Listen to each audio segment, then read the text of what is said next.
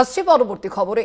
OBC certificate বাতিল মামলা, নতুন করে ওবিসি শংসাপত্র তালিকা তৈরির প্রস্তাব সুপ্রিম কোর্টে। নতুন করে তালিকা প্রস্তুতের জন্য 3 মাস সময় চাওয়া হয়েছে, সময় মঞ্জুর করলো শীর্ষ আদালত। ওবিসি সার্টিফিকেট বাতিল মামলা এবং সেই মামলাতে ইতিমধ্যেই নতুন করে ওবিসি শংসাপত্র তালিকা তৈরির প্রস্তাব করা হলো সুপ্রিম কোর্টে। নতুন করে তালিকা প্রস্তুতের জন্য 3 মাস সময় চাওয়া হয়েছে এবং সেই সময় মঞ্জুর করা হয়েছে শীর্ষ আদালতের পক্ষ থেকে।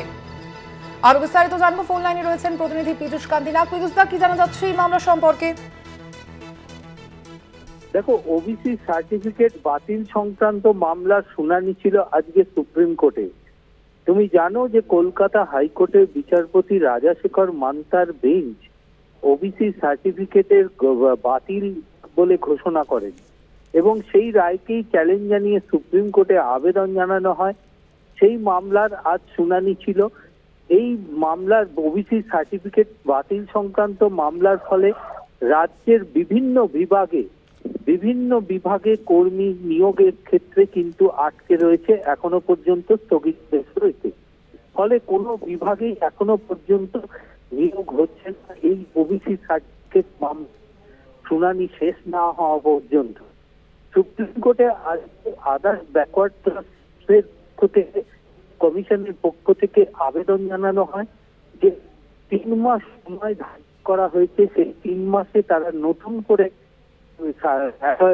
অ্যাপিল নেবেন, অর্থাৎ নতুন করে এই যে তালিকা, সেই তালিকা গঠন করা হবে, তার জন্য 3 মাস প্রয়োজন। আইনজীবী কপিল সিব্বল সুপ্রিম কোর্টের কাছে 3 মাসের প্রার্থনা করলে বিচারপতি দিওয়ার গাভাইয়ের 3 মাসের সময় ধার্য করেছেন এবং আজকের জন্য ওবিসি সার্টিফিকেট বাতিল সংক্রান্ত মামলাটি মুলতবি হয়ে গেছে। ধন্যবাদ তোমায়। আমরা কথা বলছিলাম, ফোন লাইনে ছিলেন প্রতিনিধি পীযূষ কান্তি নাগ। আপনাদের জানিয়ে রাখি, এই মামলাতেই সুপ্রিম কোর্টে ওবিসি সার্টিফিকেট বাতিল মামলা। সুপ্রিম কোর্টে ওবিসি সার্টিফিকেট বাতিল মামলা, নতুন করে ওবিসি শংসাপত্র তালিকা তৈরির প্রস্তাব জানানো হয়েছে সুপ্রিম কোর্টে। নতুন করে তালিকা প্রস্তুতের জন্য 3 মাস সময়ও চাওয়া হয়েছে, সময় মঞ্জুর করা হয়েছে শীর্ষ আদালতের পক্ষ থেকেই।